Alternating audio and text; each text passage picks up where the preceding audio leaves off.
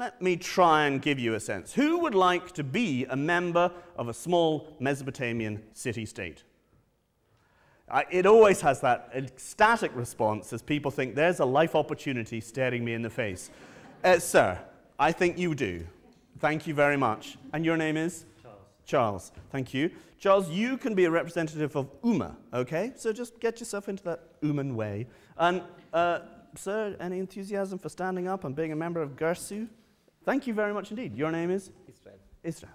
So here we have Gersu and here we have Umma, two city-states in Mesopotamia. Now, Gersu is a naturally nasty, aggressive man. He decides that he wants Umma's wealth, its surplus food. He wants its irrigation ditches. So you charge towards him and shoot. Try not to hit the books. They're expensive. That's it. Well, you can do some charging, and it's going to be about as strong as that, actually, because I thought, yeah, no, but you can pump. Yeah. Okay. Broadly, though, let's cut to the chase. You win. And you commit what, if we like, is one of the first war crimes in history, because you destroy the irrigation ditches. You go back to your city-state and you celebrate, because obviously Mesopotamians, having now got reliable water and grain, invent beer. And so you have a nice party. You, sir, think, what are you, you're down. Obviously you are. So you're thinking to yourself, well, what am I going to do? What you do is, instead of relying on a canal leading from the Euphrates to your fields, you dig a canal from the Tigris. And actually, oddly, over time, your canal proves much more successful than his canal. And give it a bit of time, you become more powerful and stronger than him. So if you like, you could run towards him and flick fingers at him or stick your tongue out. Because history shows that you failed in the long run and he won. So actually, an interesting point is that now this we understand to be the very first recorded war in human history. It's about water. That's the basic commodity of it. And interestingly, the aggressor, the initial aggressor, loses in the long run. I just leave that to you as an idea. But so you can now sit down. And thank you both very much indeed. Given that we're whizzing through history in a slightly mad and crazy way, but you're going to buy the book so it'll fill in the details, let me now take you to only 500 years ago. And if you get the chance to go to London until January, you really must go into the British Museum, where they've got a fantastic exhibition on Moctezuma. Now, Moctezuma was the ruler of Tenochtitlan, which was now what we think of as Mexico City. And in 1519, he was about to meet his fate. His fate arrived in the form of Hernán Cortés, a conquistador. So just to briefly recap on this, okay? Mexico City, which we'll refer to as now on, is at this point a city of 1 million strong. It is a magnificent place. It is far greater than anything else on the planet at the time, and absolutely far greater than anything in Europe. Yet the cocky conquistador arrives not with thoughts of water or this glorious city, but with thoughts of gold in his head and perhaps his own god. And something very interesting happens. And maybe you two gentlemen, if you'd like to come up and come towards me, thank you very much indeed. You have to make a choice. You look like a conquistador, and you have the kind face of Moctezuma. So, you arrive and you meet on a causeway on the way into Mexico City. Because we should understand that Mexico City at this point is like a sort of Venice, if you like. It's there in the middle of a lake. Absolutely magnificent structure, okay? And there are causeways leading to the land. And the conquistador walks halfway, and Moctezuma walks the other half. Now, poor old Dushek, because that's what they did. It was all terribly civil at the time. But poor old Moctezuma isn't being very sharp. He makes the mistake of thinking the conquistador is, in fact, a god who has arrived. And not just any god, but the most important god of all, the god of water and agriculture. And so, Moctezuma thinks he's maybe, I mean, it's all speculation given the time span, but may well have thought he was doing a great thing for his people by welcoming in this person. And what Moctezuma says is, "Welcome to my water." He defines his civilization by the control of water. This man doesn't. He probably gives some kind of spin and, something pleasant. What we know is that he talks about how he's bringing God and greetings from Spain.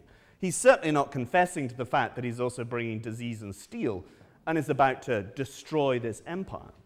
But I only bring you this little vignette of a historic moment for one reason, and that is this: to know that there were several different ways of civilization. Civilization didn't have to go the way it did. But the way it did go was this. You welcomed him into your private palace. He promptly locked you up, started murdering people, then embarrassed you by pushing you out onto a balcony, telling people not to resist him, and you then promptly took your own life. You may now go back to your chair. Thank you. Europe won, in a broad sense, if you like. And that's a very important thing. What it means is that a certain model of civilization became the dominant one from that point on, from those 500 years on. And so now you can go back happy and delirious at what you've done to change the world. But this European model was by no means one of the great successes. Goodness, there was Mexico City, a fantastic place. There was Angkor Wat in Cambodia. Again, a fantastic city, far in excess of anything the Europeans had concocted. Other civilizations had done amazing things. And actually, possibly, the Europeans began to twig that they were a bit behind and a bit slow in the whole process. So it's no accident that at roughly the same time as Cortes was in Mexico, the Renaissance was booming in Rome. And what were the Romans doing in the Renaissance? They were acquiring bits of Egypt and ancient Rome, which had celebrated water. They were literally flooding their cities for show. And why did they do that? It's because they'd understood a very key lesson about civilization, which was to control and to waste water in a luxurious way was a sign of power. But Europe did something worse than that. When it started to play catch-up, it realized actually it had a different problem to most of the other civilizations. Most other civilizations had the problem of trying to control water to bring it in. They needed to control seasonal floods or whatever, but they needed a regular supply to their fields. Europe had the reverse problem. It had stacks of water. It needed to get rid of water.